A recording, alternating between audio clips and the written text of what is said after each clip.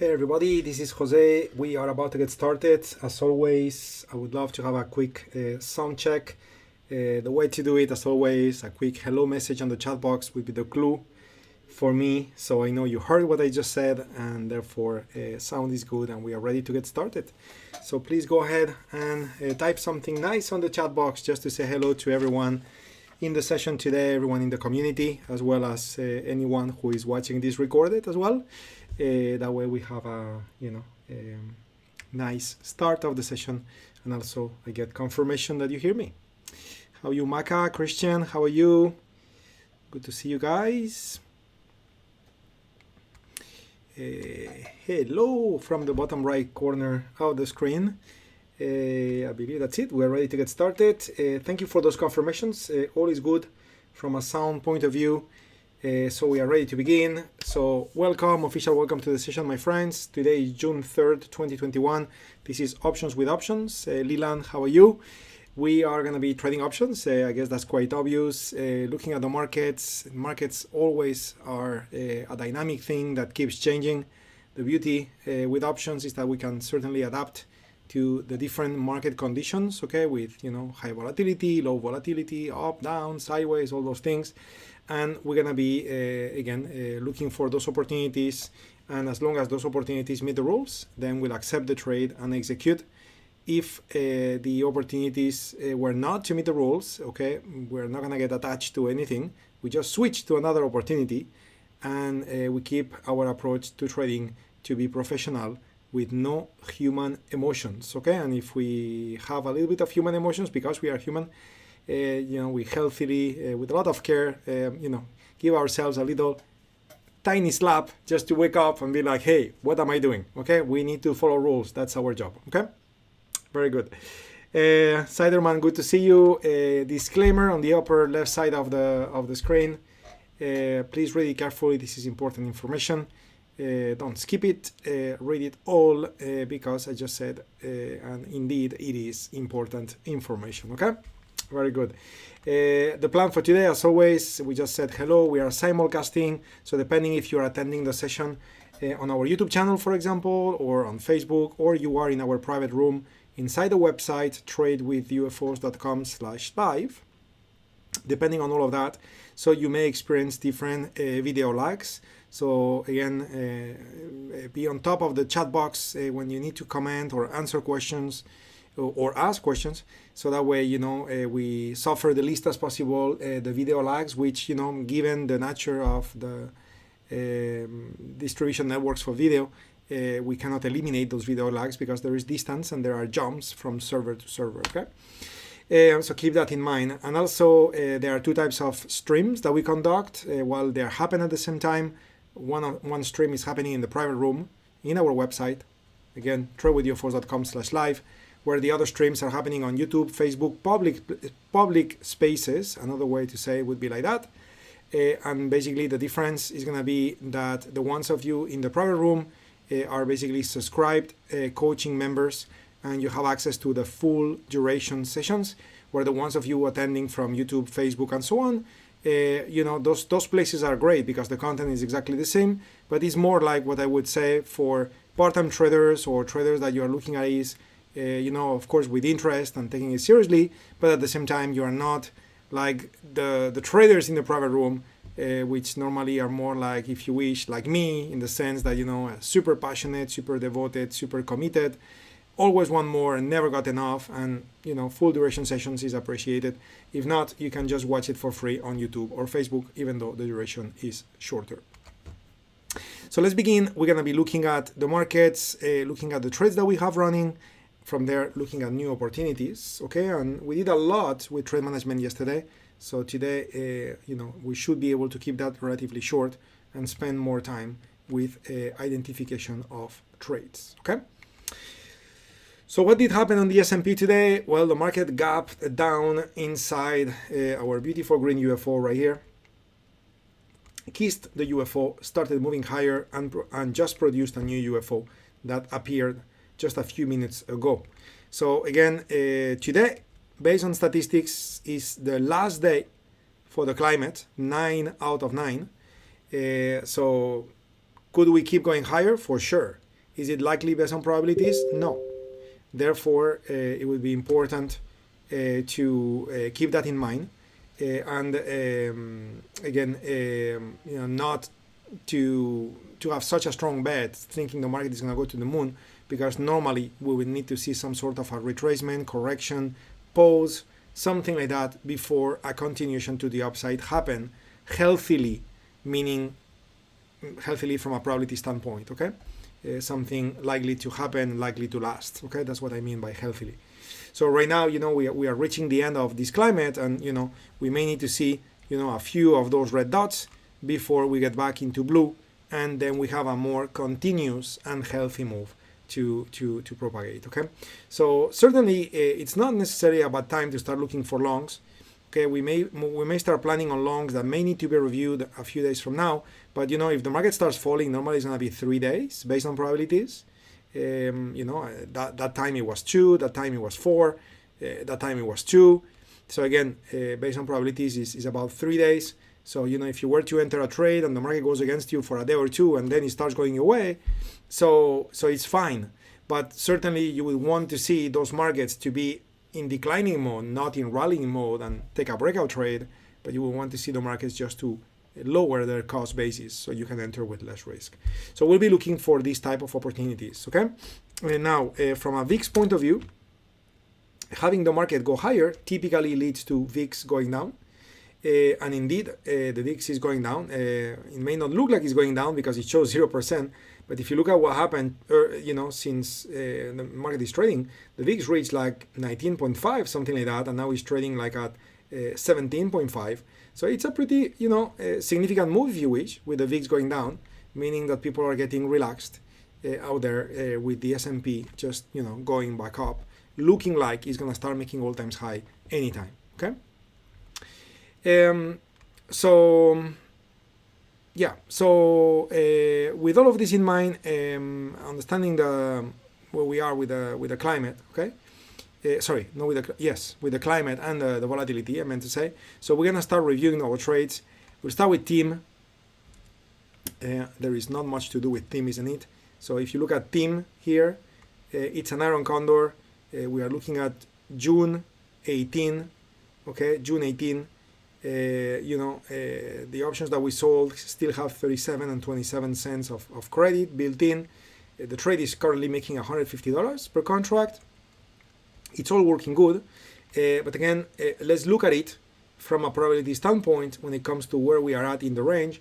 So TIM dropped about almost 3% today, which is fantastic because it's bringing the price of that stock very, very close to the midpoint of the range. So if we look at Option Station Pro, let me do this again.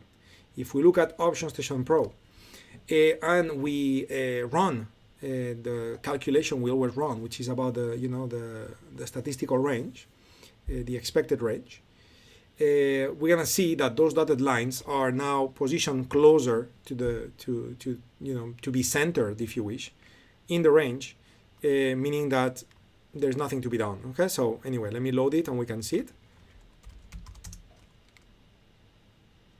So I'm just loading TIM.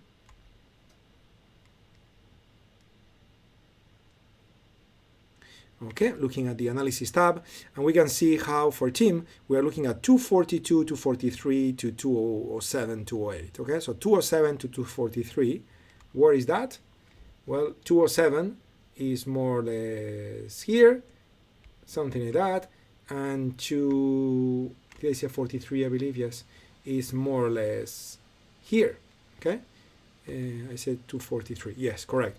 So in other words, we have the dotted lines a bit better centered inside the range, okay, and therefore, so far, there's nothing to be done because the triggering condition to act on the iron condor hasn't been met yet. Okay, so nothing to be done with TIM. MasterCard, again. Don't think there is much to do either because MasterCard is also an iron condor with everything June 18. When we look at the short options, they are pointing at 47 cents and 62 cents left. So there is still credit to be collected. So far, this trade is paying $55 per contract. How are you, Joanne? It's good to see you. So all is looking good in that sense, but again, do we need to do anything about it? So let's take a look. So MasterCard is down 0.14% since yesterday. When looking at probabilities and the statistical range, we're talking about 385 to 348. So 385 is somewhere here. Okay, so 348 is somewhere here. And as you can see, again, we are very well located inside the purple area. Probability is suggesting that we should stay in the purple area from now until June 18. So nothing to be done with both of those trades. Everything is working well so far. So at the moment, we are just enjoying these two trades with TIM and MasterCard. The next one in line is PayPal. Okay, the next one in line is PayPal. And also, we worked on this yesterday already, isn't it? We did a couple of rolls. Okay, so this trade, you know, this stock is down by 0.71%. So we are a bit deep, a bit closer inside the range at this moment in time. So when looking at this particular trade here, as you can see, the net total accumulated profit on this trade is $102 at the moment. On TOS, it shows 108.5. Okay, it seems to be just a bit more. And when looking at the values for those options, we're talking about 4.65 and 0.3. So meaning that, you know, there is no nothing to be done there. You know, Greeks are probably not distorted yet because June 11 is all the way next week. And therefore nothing to be done on PayPal. We did everything we needed yesterday, rolling the options to June 11. And the last one that we're gonna check on is AMD, which AMD was a little bit of a weird case yesterday because, you know, it was time to roll because there were distorted Greeks. But the fact is that the distorted Greeks were all over the place. They were in all expiration dates all the way to July 16, okay, all the way to July 16, which is, if I show AMD, July 16 is the last expiration date, okay, and all those Greeks were distorted. So we said, do nothing, just wait until the 70 put and the 85 call expire, just let them expire. So on the Monday, you can then sell new 70 puts and new 85 calls using the next expiration date. And it's not like you're gonna collect a lot of premium because the premiums were very deflated at this moment in time. But at the same time, you don't pay commissions to get out and you get the full profit from the options that you sold already. We did the math yesterday. I won't do it again to save time, but basically we saw the clear, you know, advantage of doing nothing, which is kind of weird. Normally rolling is better, but in this case, because Greeks were distorted all the way, all those different expiration dates, all the way to July 16, were providing those distorted Greeks. Okay, so in other words, there is not enough extrinsic value, there is not enough inflation. These options got cheap, and you know, we need to wait for the earning days to keep approaching for those options to gain more value, and then we'll be able to sell options with you know, more juicy premiums, if you wish. At the moment, those premiums are not hefty at all, and that's why the Greeks show us distorted. Okay, anyway, so this takes care of our review, and while I take a sip of water, I'd love to get a quick feedback from you all, guys, just so I understand that you understand we're all on the same page. Trade management is understood, market conditions are understood, so we can begin the planning of the trades. But they don't expire until June 18, so we have 2 more weeks. You're right, Maka. You're right. It's muscle memory when I said just wait until Friday. Of course, it's just muscle memory because normally we're always using the current week, isn't it? But yes, you're right. You know, we were using June 18, so there is nothing to be done until the next Friday. Okay. Nothing wrong to monitor those trades into next week. Okay, actually, we should do that. Okay, I'll do it on Wednesday when we get back together. You can do it by yourself on Monday and Tuesday. Nothing wrong with monitor those trades because let's say some news was reported related to AMD or maybe Intel or something in the tech industry. Next thing you know, inflation takes place, options gain value, and next thing you know, now you don't have distorted Greeks. on the next expiration date, and now you can do a roll. Okay, so maybe that could be the case. I would say it's relatively unlikely, but it could be the case. So nothing wrong with monitor those trades, looking for that possibility. If not, just waiting all the way until June 18, as Maka said perfectly. Cool, everybody. What about you guys on the YouTube channel? You've been very quiet out there. You know, a little message from you guys would be appreciated, just to have confirmation that all is good as well on the YouTube channel. Anyway, let's begin with planning trades. Okay, and again, we have this possibility of the market starting making all-time high. This is something that, you know, I am always interested in exploiting, and therefore I am looking at my list of directional trades. You know, I sorted based on the price, and the first one we're gonna check is Facebook. Again, what's the beauty of doing those directional trades betting on an all-time high situation? Well, the beauty is that if that happens, you know, normally an all-time high breakout could be extremely aggressive and lead to very, very nice profits in short amount of time. So we love to catch that. Okay, if you have been in the sessions for a while, and I've said this before, but you may remember very, very nice trades that we executed in 2020 that were extremely profitable, with rate of returns that were unbelievable. And it's just because of that, because we collected these, we caught that all-time high that was a strong impulse, followed by a correction and another impulse and another impulse and another impulse. And, you know, some of those trades paid extremely well. It's not going to be always the case, but it's certainly intelligent to position ourselves in such a position in order to potentially profit from those trades. And it's not like we're gonna expect the market to go to the moon every time. Actually, we never expect the market to go to the moon. But when you do an all-time high situation, you cannot set a target because there is no market data overhead. So setting a target, you know, kind of makes no sense, even though you could just say, okay, so I'll get out after 20% profit, I'll get out. Okay, so it could be a valid way to do it. But if you want to be technical, there is no way for you to set a target because there is no prior market data. The only thing you could do is speculate, do projections, do calculations, you know, plot a Bollinger Band, you name it. You know, my approach in those cases when we do all-time high is just go with a naked call. Okay, so you have full gamma power in that breakout. And then as you start getting into profits, then add options against the options you bought to lock in profits. Okay, so if the market continues, you profit more, and if the market retraces, then you locked in some profits at least.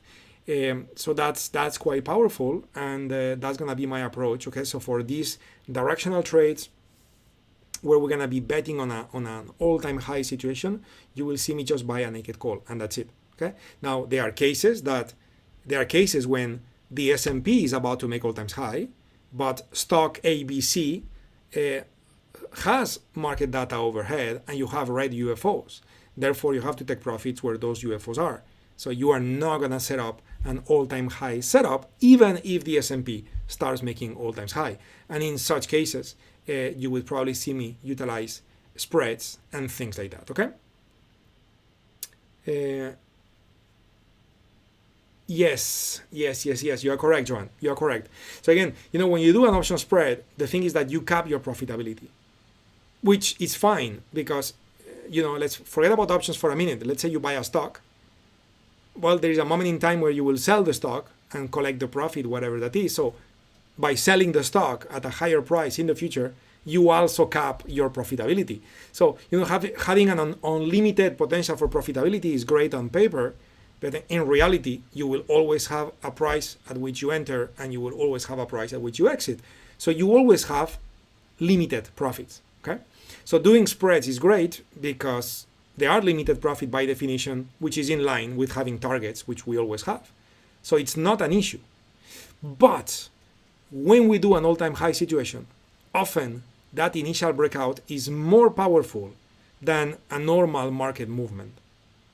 And sometimes you see stocks gain 7, 10, 15% like in a week. when a situation like that happens. Okay, stocks are normally more volatile than the S&P. So when the S&P makes all-time high and a stock follows, you sometimes find those incredible moves. So I want to expose myself to those incredible moves with a naked call, long naked call, not short, of course. Okay, that way I got the power of gamma that increases delta, and then that breakout is gonna pay very, very nicely.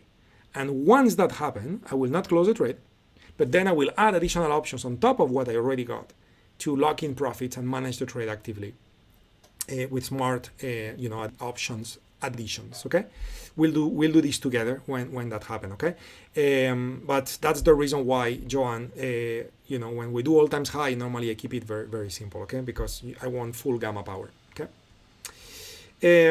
Okay, so we have Facebook. Okay, this is the first case that we have on the scanner. I'm just gonna delete everything here. Okay, on Facebook. Here we go. So here is Facebook, and definitely we got a great probability here with 57%. This is fantastic. Now, having said that, to bet on an all-time high situation with Facebook is not a good idea, because the current climate has expanded up to 10, where probabilities would have suggested 6.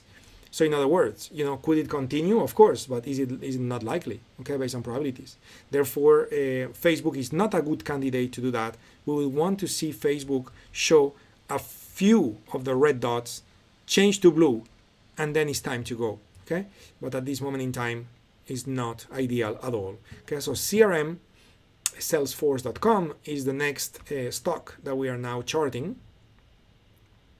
So far, I was going to say I'm disappointed with 47%. It doesn't even matter, because just like Facebook, we got 10 out of 6.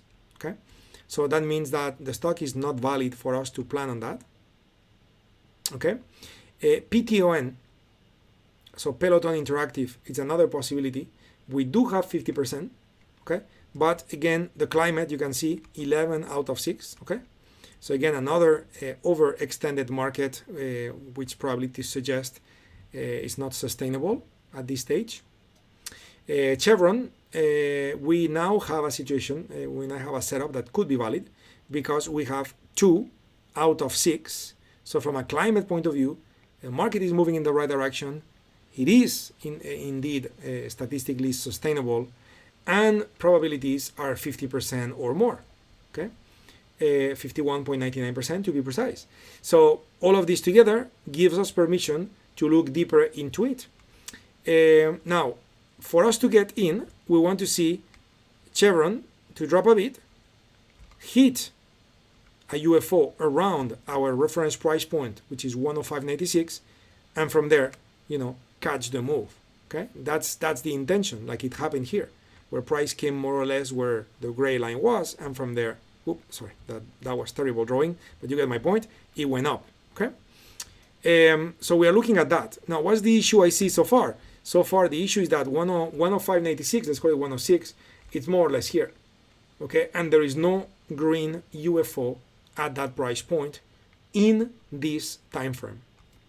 So in this regular session chart, let me say that again. So what I'm going to do is I'm going to load pre and post market to see what probability we got, but we got less than 50%, and therefore from a directional point of view, it is not acceptable. So we're going to have to pass, okay, or wait.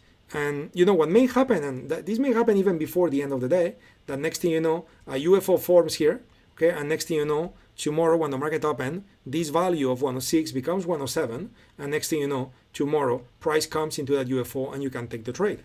Okay, so definitely Chevron is looking good to watch, to track, and to be ready to execute that trade if that's the case tomorrow. Today is not the case. Okay, so we're gonna look at the next one, ExxonMobil. Climate is good, 2 out of 6. Now probabilities so far, the chart is still pending data, so we're gonna wait, but so far it's not looking good because we need 50%. Okay, and it's good to be picky, guys, with all those rules, because remember, stocks are fragile by nature. They are very nice to trade, They are fragile because they depend on the S&P, they depend on the sectors, they depend on competitor companies, like ExxonMobil depends on Chevron, for example. So, you better have, a decent amount of probabilities in your favor to give you more odds, okay? So 48.94 is no good, but what about pre and post market for XOM? It's about the same, okay? So no good in that sense. So we're gonna move to this, okay, and see if this one is gonna give us a possibility. And if it's not gonna give us a possibility, I'm gonna do something very original that I believe you will appreciate very much. So this is showing a climate which is 1 out of 6. So it's a pretty nice time to get on board, assuming we got the other components that help us to approve the trade. So far we got 53%. That is good because the minimum we need is 50%, as we said. What is not so good is that we got 44, okay, and if you're superstitious and Chinese, that would be a terrible number for you to buy. But putting that bad joke on the side, there is no green UFO at this price point. So we need to check pre and post market to see if we see something different, and we see less probabilities, which are not acceptable, and therefore no trade with this either. It's a similar situation compared to Chevron, where we need to wait and see if a UFO forms around 44. We don't have it so far. Siderman, I ran this scan at 7:42 Pacific and I have a different list. Okay, it is possible. It is possible because at that time the market was open already, and when I run the scans, for the sessions, guys, I always run the scanners before the market opens, which is 6:30 a.m. In your time zone, Siderman. So that's probably why we have different results. So I'm loading DDD, currently showing 48%, and I'm not gonna bother because it's 13 out of 8. Okay, so we're not gonna do that. We're gonna check EQT. Okay, so we have 2 out of 4. 2 out of 5, so this is good. The reference price for us to trade is 21.38. The current price of the stock is 21.26. Okay, so if we have a UFO at current price, it's time to go. We have 51% probability. That's good. What about pre and post market? We have 40, so that's not good. And therefore, unfortunately, we're gonna have to leave it alone because at this current price we don't have a green UFO. Again, same as Chevron, for example. Before the end of the day, we may have a green UFO at this price, but we don't have it at the moment. So we need to be patient with it. And finally, DD. Okay. And while DD is loading, I want to rerun this scan. Okay, because I want to show you another way to approach it. Okay, I'm gonna customize the scan. So this scan is looking for opportunities, okay, with low premium, meaning if I want to buy calls, I want them to be cheap, so that's why I selected bottom. So I'm going to reverse it. I'm going to look for expensive options. Okay. Sorry, top.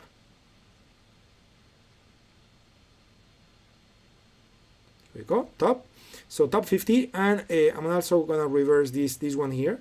So implied volatility above historic volatility, and I'm going to rerun it. Okay, and I'm just gonna leave it there rerunning, and then I will explain later why I did that and how I'm gonna try to play the all-time high situation, which is gonna be a different way to approach it. Instead of buying a call, I'm gonna do something different, as you will see. But anyway, Deutsche Bank, well, that's an easy one to discard. We got 27 candles where probability is suggested 7. It's what's likely. So in other words, this stock is going to the moon. It's unbelievable. What a move. It's really, really beautiful to see, but it's definitely extremely unlikely that this was going to happen. So buying now is way too hopeful. Okay, so I'm gonna wait for this scan to end, and while I'm waiting for the scan to end, I want to explain to you the other type of opportunity I'm gonna plan. Okay, so get ready to take some notes, guys, because this is gonna be new to many of you. This is an approach that I have used a few times, but really very few times in the sessions. So I would think that to most of you is probably going to be a new approach, and therefore you may need to take a few notes. Okay, Well, the session is recorded, so you can always watch again, but I'm just saying, okay? I'll have a sip of water if you don't mind.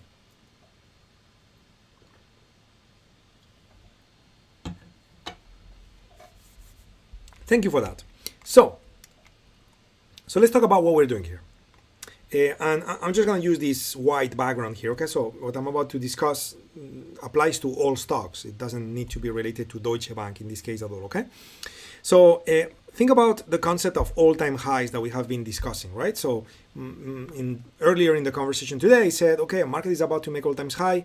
This presents an opportunity which could be significant from that, initial impulse point of view. And then we're just going to buy a call, just a long call, which, has plenty of theta against us and, all of those bad things, if you wish, because, normally spreads are more advantageous. But the beauty of a long call is that you have this beautiful positive gamma where if that move happens, you're really going to increase profitability very fast. And then you can add options on top of it and manage the trade in a very intelligent manner. Now, if I was to do that, which I basically just repeated what I said before, so I need, okay, the call to be cheap. Okay, that's why the scanner was set up to be bottom 50, because I need the call to be cheap because I'm buying it, right? And I'm going to suffer theta and everything else, so I better start with a cheap call. If not, it's a very bad beginning, right? And anyway, if you find it, which we didn't today, so it's a fantastic way to do it. Okay, it's great. But what about if you don't find it? Okay, which is what happened to us today. Well, if you don't find it, okay, so of course you cannot go ahead and you could say, okay, Jose, what about we sell a put? Okay, well, if you sell a put, okay, and let's say you find, okay, so if you sell a put, I need the put to be expensive. Okay, or overpriced if I get a bit more technical. So let's say you find a put which is very, very overpriced and you're like, okay, that's it. That's the stock I need. Calls are not cheap. Okay, so what I'm going to do is sell an expensive put, okay, because you probably know this, but just in case, when the calls are cheap, the puts are cheap. When the calls are expensive, the puts are expensive, okay, because if not, it's an arbitrage opportunity, okay? So they go in tandem. So let's say you cannot find a cheap call. That means options are expensive. So then you can turn around and say, okay, I'm going to sell a put and it's expensive, so I can make a nice profit in the form of a credit. But that's not too interesting to me. While it's a valid approach, it's not too interesting to me because when you do a credit trade, what's the most you can make, right? So what's the answer? Well, the most you can make when you do a credit trade is whatever you collect in the form of a credit. So if it's an expensive option, it's going to be an expensive credit. So you're going to make a nice amount of premium. But that's the most you will be able to make, no matter if the stock rallies 10%, 20%, 50%, or 500%, the most you will make is the premium collected. And if you think about it, it's not in line with the reason why I am excited about a potential all-time high situation, right? The potential is greater than collecting a credit and profiting, only by the credit amount. So in other words, I don't want to approach it this way, and I want to be smarter on my approach on how I'm going to be looking for those opportunities and putting them together. And it will require a little bit of research and patience, as always with options, and be picky and look at the strikes and look at liquidity and all of that, and we'll get many no's, but when we get a yes, it's powerful stuff. How are we going to do it? Well, we're going to do the following. We're going to go ahead and sell a put and buy a put below. You may be like, Jose, wait a minute. You just said selling a put, you're not interested. But now, instead of selling a put, you are doing a credit spread. That's a bull put spread, correct? You're going to be like, Jose, that's going to pay you even less because now you are buying a put against the put you sell. So you just said you're not interested you're not interested on selling the put. So why would you be interested to do a credit spread? Well, my answer is going to be, I'm not going to do one. I'm going to do two. And you're going to be like, okay, great. So now you get double the times. Okay, double the times is very bad English. So you get double a small credit. So why would you do that, Jose? Right? You probably are thinking, I insist. Why would you do that? Well, I do that because I'm not looking at this credit as my profit. I am looking at this credit, okay, so this will produce a credit, okay, and I'm not looking at this credit as the profit I'm gonna make. I'm looking at this credit as money available to turn around and buy a call. Another way to say that is I will buy the call by using the credit collected below. So then it's kind of like I buy the call for free. And that's pretty cool because the calls are expensive. If you were to buy it, just like pay for it, you're going to have to pay a lot. And then you have all the risk attached to the debit paid. But in this case, my risk will not be the cost of the call. My risk will be the distance between the strikes of the two puts. Just like when you do a credit spread. If you sell the 199 and you buy the 198, you have $1 distance between strikes. So what's the most you can lose? $1. Okay, it's $100 if that was to be the case. That's the risk of the trade. So I'm doing this and I'm willing to assume that risk times 2, by the way. So if it's 100, because it's 2 bull put spreads, it's going to be $200. That will be my risk. I'm willing to assume that bull put spread risk times 2 in exchange to get a free call. Which, yes, the call is expensive, but I don't care because I pay for it by using the credit from the bull put. So that's how I kind of trick it. Now I can be positioned in a position where, I have a call which has potential for profit, which is unlimited. But now that call costs me nothing because the call is being paid by the credit collected. And if the market goes up, you guys type it on the chat box, please. If the market goes up, what's going to happen to the bull put spread?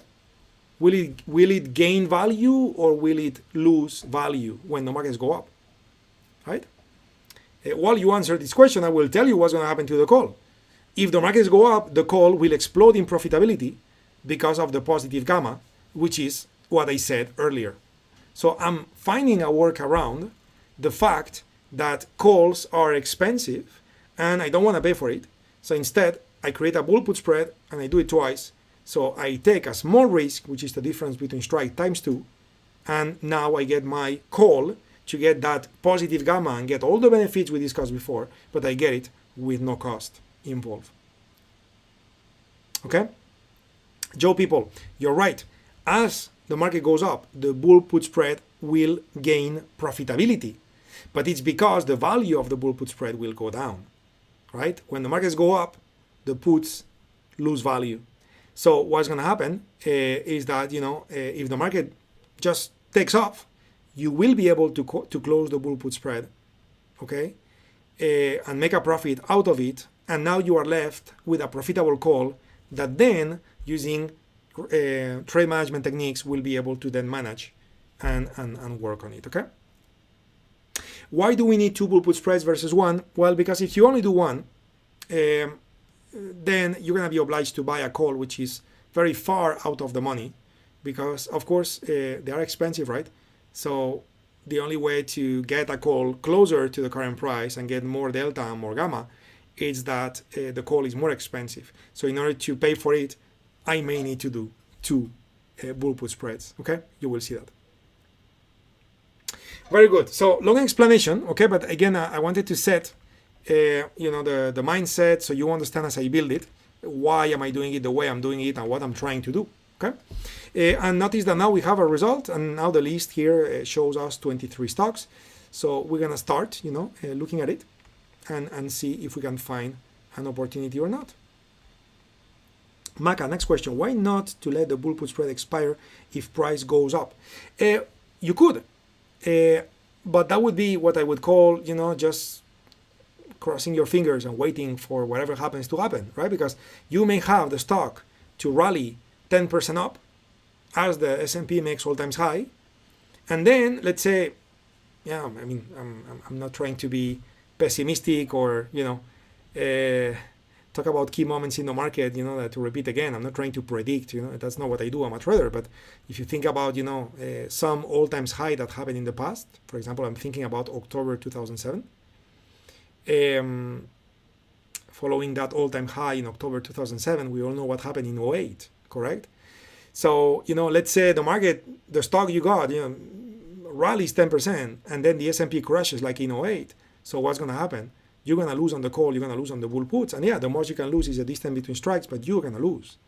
So instead, what we're going to do is that the moment the market rallies, where the call is making money and the bull puts are making money, you're going to close the bull put for a profit, okay, and sell calls, again, your call, to remove the risk of the call, lock in some profits, and now you made a profit on the bull put. You are locking profits on the call by working on additional units for the call. And now if the market was to crash, you still locked in a profit instead of now, you are in pain. Is that making sense? So again, I'm looking at being directional here. I am not looking at, because we are doing a bull put, you may be thinking, wait a minute, bull puts, Jose, is what you do here when you are neutral. So are you being neutral? Well, no, I'm being directional. I'm just using the bull put to pay for the call because it's expensive. But if the market begins moving, I'm going to act on it. I'm not going to do nothing and just wait for something miraculous to happen. I'm going to always be on top of my trades to lock in profits and manage the Greeks and try to be smart with my trade management, okay? The rule is to close the option sold for 5 cents. Well, that would be in a case, assuming that you have the rule, which you have seen Siderman, I don't use the rule, but that would also be probably kind of inherited from a non-directional type of trading plan, where here, I will repeat one more time, because again, this is the first time that we do this, so that's why I am persisting on repeating certain things. We are approaching this from a directional point of view. Okay, so it's not about collecting as much credit from the bull put as possible. Okay, if the market moves, you will make more money on the call than what the bull put is paying you. So close the bull put, collect whatever it paid you, and then work on the call side to lock in additional profits and let the move happen and hopefully make a bit more. Okay, so we'll deal with that. When that happens. Right now, let's build trades with that philosophy, okay? And with no zones, okay? We got the UFOs, isn't it? So we have the advantage, right? Because, again, the question now will be, so which call you buy, which puts you sell? Okay, well, it's going to be the ones lining up with the UFOs, right? So that's going to be the key, apart from understanding the directional possibilities in the market. Exactly.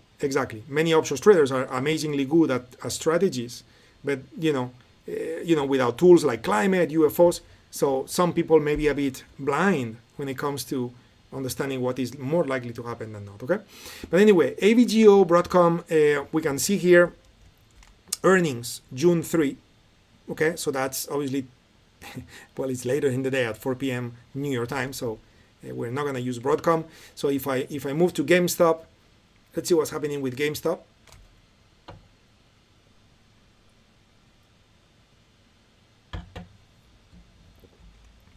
Okay, so with GameStop, here's what we have. Okay, so we have a next earnings 609. Oh, you know what? Let's forget about GameStop. Okay, because 609 is around the corner. So if the market is gonna make all-time high and have some continuation, we need time. And 609 is too close. So what about Lilly? So if we look at Lilly, so Lilly has earnings on 729, so that's much better. We have 55% probabilities with the UFOs. That's great. From a climate point of view, oh, that's beautiful. Okay, 1 out of 9. So we are barely beginning a climate. As we start beginning the climate, we have a UFO. Okay. The climate is supposed to last, and if we look at the monthly time frame, that stock is about to start making all-time high too, like the S&P. Okay, so again, do we know that for sure? No, but our technical analysis in this case, thanks to the climate, the UFOs, and so on, is suggesting that the only little barrier to stop price from advancing is that red UFO. There is only one. Okay, and we also know that in an up climate, which is the climate that just started, in up climates, sell on-field orders tend to be cancelled, and buy on-field orders tend to be added. Okay, so the only little concern there is that we may need to survive, like a 3 to 4 day move to the downside if the S&P was to correct before making all times high.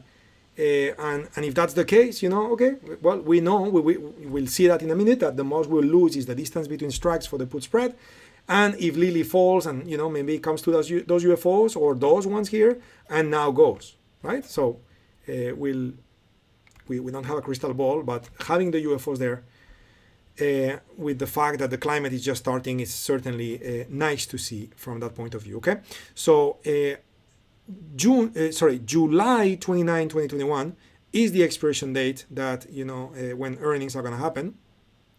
That expiration date, it's probably the one that also shows the greatest amount of implied volatility. We got July 23 with 26%, okay, 26, yeah, so the shorter expiration dates have more premium built in. Not more premium, they have less premium because it's less time, but they have more implied volatility, that's what I meant to say. And we don't have July 29 or after, we have July 23, so this is the nearest one to earnings. So I'm going to be using that one as a reference, okay? I just want to check on the liquidity. I know it's terrible. That expiration date is terrible from a liquidity point of view, so I'm not going to use that. What if I use July 16, which is monthly? What's the liquidity like? 345, 1112, 66, 77. Yeah, I can deal with that. Okay, I can deal with that. So we're going to use July 26. That's 43 days from now. So we're going to allow ourselves to expose ourselves to a nice move. And if it doesn't work, it doesn't work. But if it doesn't work, we got 43 days for the move to return and come back and at least give us some profit or break even. Okay, so we're going to expose ourselves to that possibility. Let's see if that's possible. The only thing I'm not happy to see is that the distance between strikes is $5. Okay, so the risk attached to this trade is going to be $500 and it's times 2, so it's going to be $1,000. So that I'm not happy to see, because again, I always like to give you trades of less risk because I understand many of you are in learning stages, and less risk is something that you may be able to trade not only in a demo account but also in a live account. So I'm going to check August 20 to see what is it, and it's the same, $5. Yeah, so if I look at July 9, July 9 has a little better liquidity and it's 2.5.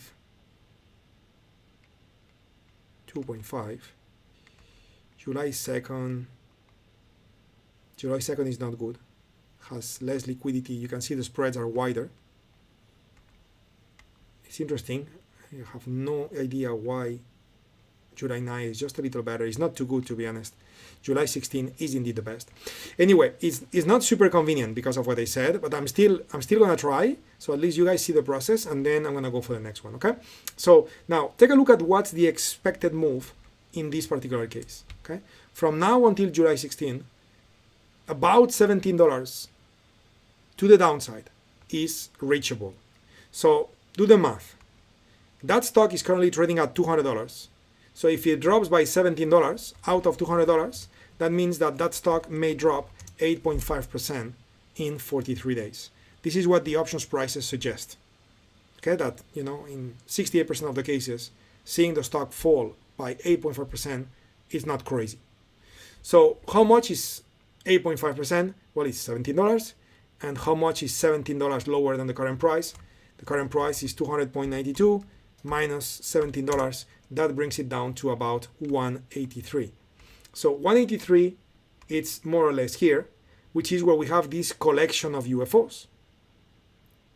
So for me to have my put spread safe, seems to me pretty logical to position my put spreads below 180.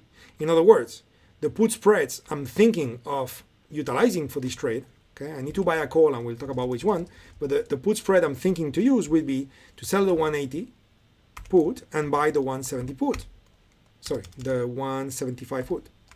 Okay, we said we got $5 of strike price increments, so it will be 180, 175, and that would be two of each. Okay, but before I write it, let's take a look at how much would that pay.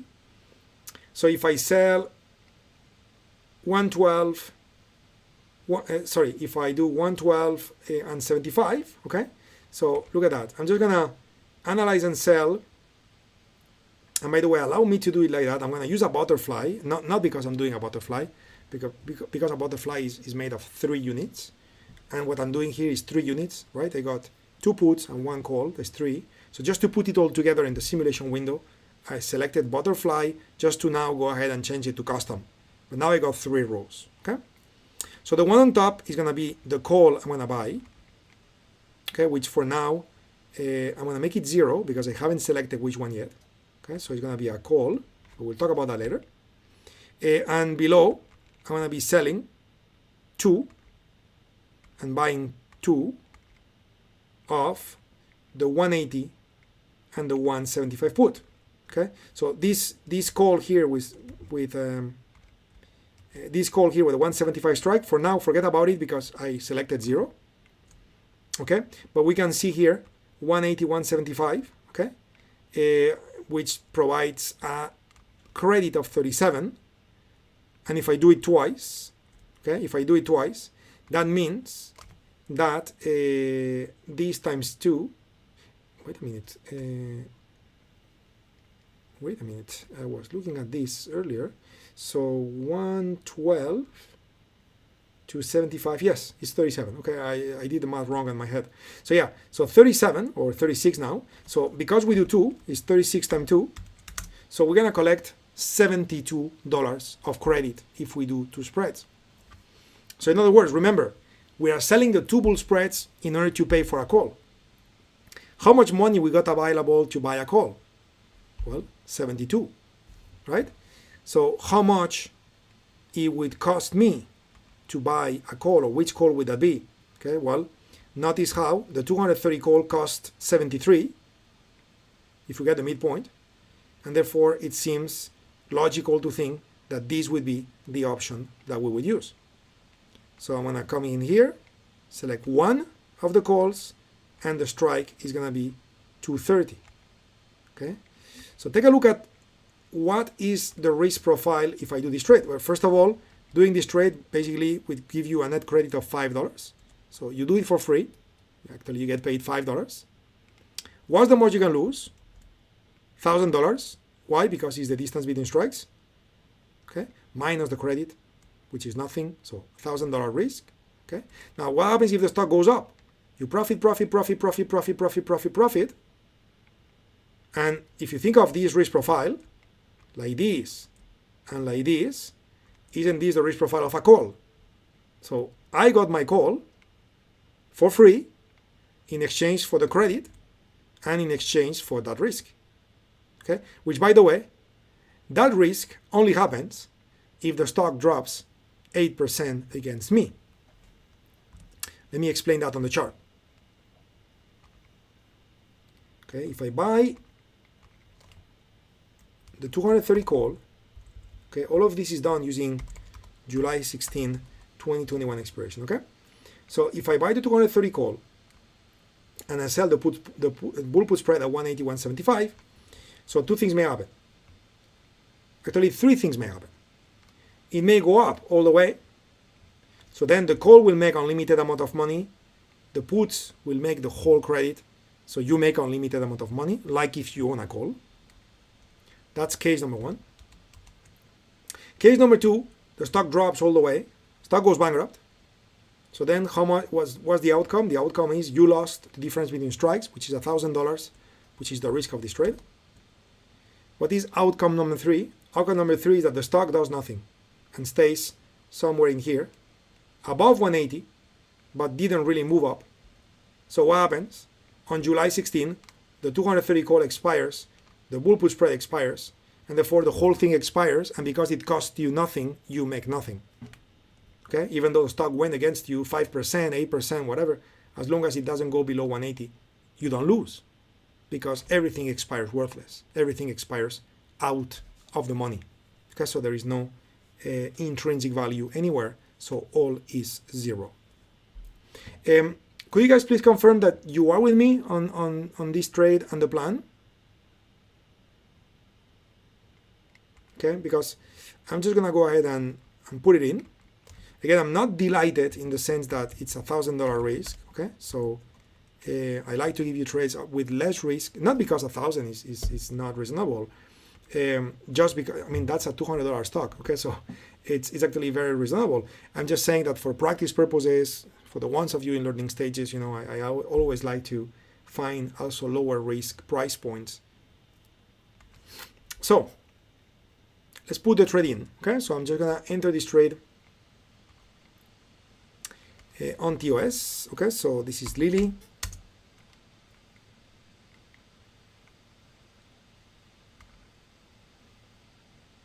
Very good. So we're using July 16, very nice.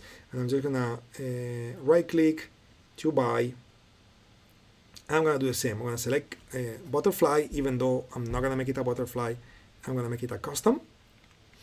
And it's gonna be made of buying one above, selling two, buying two below. The one above is gonna be a call. The two belows are gonna be puts. And I will leave you a moment to take a screenshot, okay?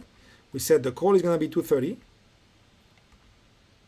and we said the puts were going to be 180 and 175.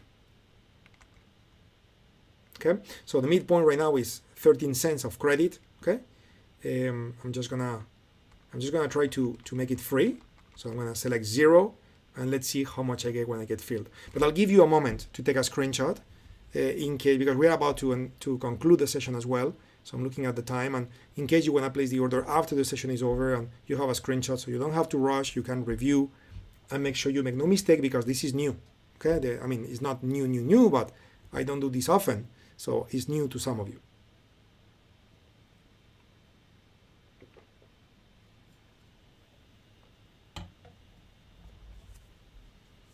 Cool. So I believe that probably you had time. So I'm going to click confirm and send.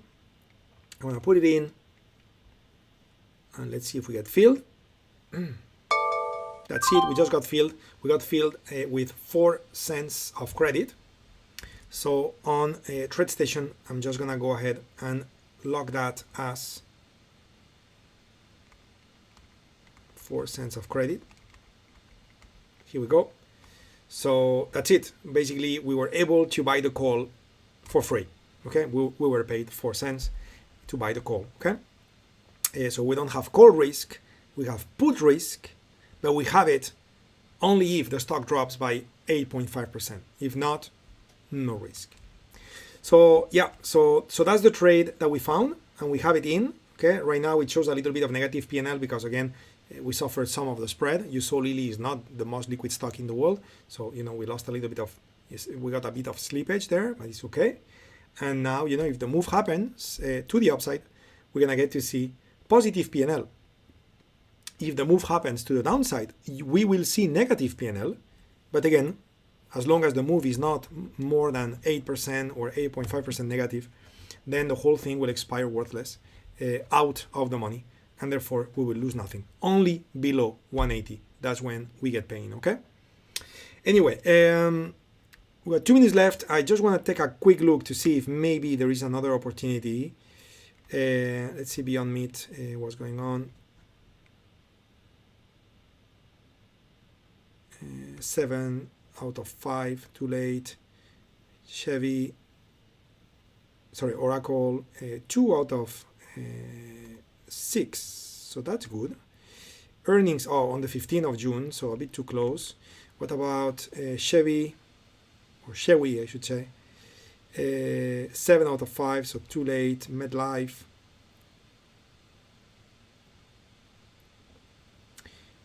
4 out of 6, so that's good. Earnings in August, okay, so that's looking very good, and so many UFOs.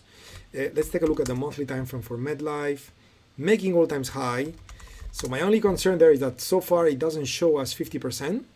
Let's see when all the data is loaded, 45%, so that's no good. What about pre and post market? No, so no good. So far the one with Lily is the good one. Okay, that one 11, no good. Marvel. So we are talking about 10 out of 6, AMC, AMC has been moving crazy, isn't it? Look at that. Yeah, we're not getting there. Way too speculative. Kroger, 3 out of 5, so that's good. Probabilities are not good enough so far. Earnings on the 17th of June, we don't have enough time. We need more time for a proper breakout and continuation. Virgin Galactic, 9 out of 12, so that's good. 48% is not, but let's wait until the whole market data loads so we can evaluate. And if it doesn't work, I'll check Bed Bath & Beyond, which is the next one, and if it doesn't work, then we'll call it a day.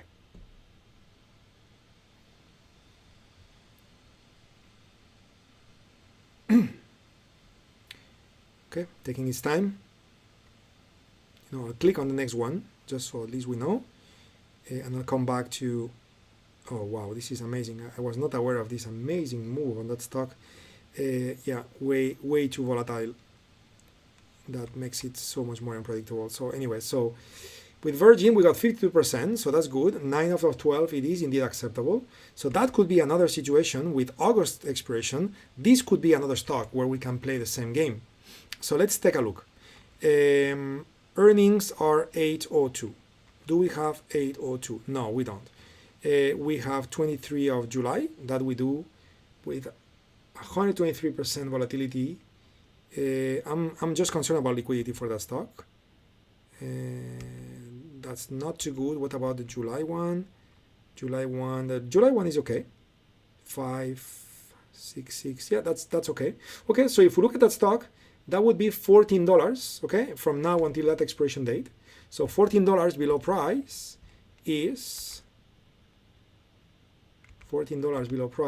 what?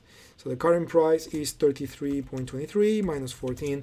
That is about 19 something. Yeah, so that's where the UFO is. Okay, so more or less here 19 would probably be a good place where to sell the calls. So you could buy a call at a higher price and then sell the 19 put and buy the 18 put, and it's 2 of them. Okay, let's see if 19 and 18 exist in the first place. We need to load more. They do, and if we were to do that, it's 61 and 46. Okay, so let's try. I'm doing this quick, guys, because we surpassed the time. You could certainly review the recording afterwards. So call on the top, make it 0 for now, and below we're gonna have 18 and 19. Okay, so if I do, okay, I'm like, this makes no sense. Okay, now, so if we do this, it's gonna be, oh yes, it's very limited premium.